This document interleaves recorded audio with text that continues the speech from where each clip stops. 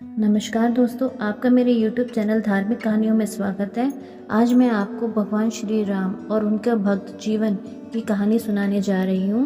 अगर आपको ये कहानी पसंद आए तो मेरे चैनल को लाइक, सब्सक्राइब और शेयर ज़रूर करिएगा और साथ ही बेल आइकन को भी क्लिक ज़रूर करिएगा ताकि हमारी वीडियो की नोटिफिकेशन आपको मिलती रहे। तो चलिए कहानी शुरू करते हैं। जीवन नाम का एक व्यक्ति किसी गाँव में रहता था। जीवन अपने लिए हमेशा बहुत खाना रखता था क्योंकि उसे बहुत ज़्यादा भूख लगती थी।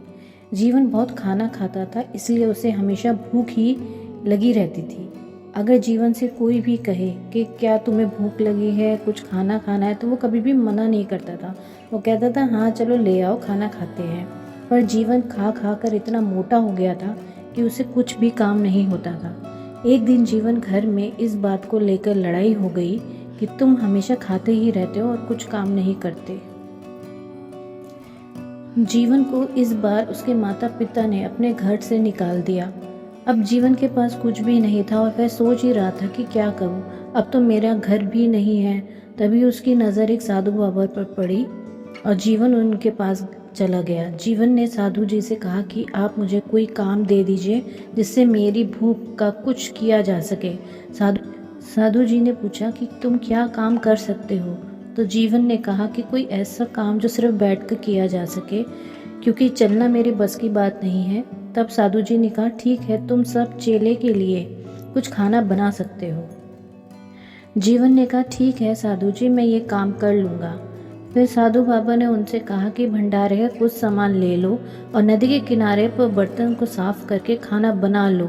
जीवन अपने साथ कुछ आटा और सब्जी बनाने के लिए सामान को लेकर चला गया। साधु जी के पास सिर्फ 8 चेले थे जिनका हर रोज़ खाना बनता था। उसी के हिसाब से एक चेले ने सामान दे दिया और सामान को लेकर जीवन चला गया। और जब खाना बनाने लगा तो जीवन के सामने श्री राम जी आ गए और जीवन से पूछा कि क्या कर रहे हो। जीवन ने कहा खाना बना रहा हूँ। जीवन श्री राम जी को पहचान ही नहीं पा रहे थे। श्री राम जी ने कहा कि क्या तुम थोड़े भोजन मुझे भी खिला सकते हो। जीवन ने कहा कि ठीक है। जब भोजन बन चुकेगा तो जीवन ने श्री राम जी को भोजन दे दिया और भोजन करके श्री राम जी बोले कि अगले दिन हम और हमारे भाई भी आएंगे, उनके लिए भी भोजन तैयार कर लेना। जीवन अब सबका भोजन बना कर ले गया और अगले दिन भोजन के लिए और ज़्यादा सामान की मांग करने लगा।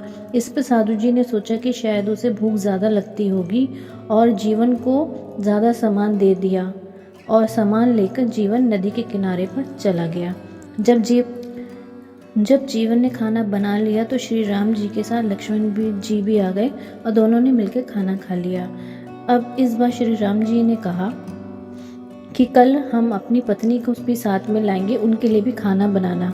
अब जीवन भी सोच में पड़ गया कि क्या होगा, अब तो और भी ज़्यादा खाना बनेगा। अगले दिन जीवन ने खाने के लिए और ज़्यादा सामान मांगा तो साधु को कुछ शक हो गया कि कहीं ये सामान बेच तो नहीं रहा है, इसलिए साधु जी भी उसके पीछे चले गए। तब साधु ने देखा कि जीवन खाना बना रहा है और उसके साथ श्री राम जी और सीता जी भी हैं। साधु धन्य हो गए, उन्होंने भगवान के दर्शन कर लिए थे। साधु जी उनके पास गए, श्री राम जी के चरण धोकर उनका स्वागत किया और जब जीवन को पता चला कि ये तो श्री राम जी हैं और जीवन ने उनको प्रणाम किया और अपने हाथों से खाना दिया, दोनों का जीवन धन्य हो गया। साधु जी को भी जीवन की वजह से ही भगवान के दर्शन हो गए। दोस्तों, भगवान हर जगह पर है, हम ही उन्हें देख नहीं पाते क्योंकि हमारे अंदर बुरी भावनाएं छुपी हुई होती हैं और भगवान उन्हीं को दिखते हैं जो हमेशा अपने मन में भगवान को याद करते हैं। जब हमारा हृदय भी अच्छा हो जाएगा तो हमें भगवान के दर्शन भी हो जाएंगे।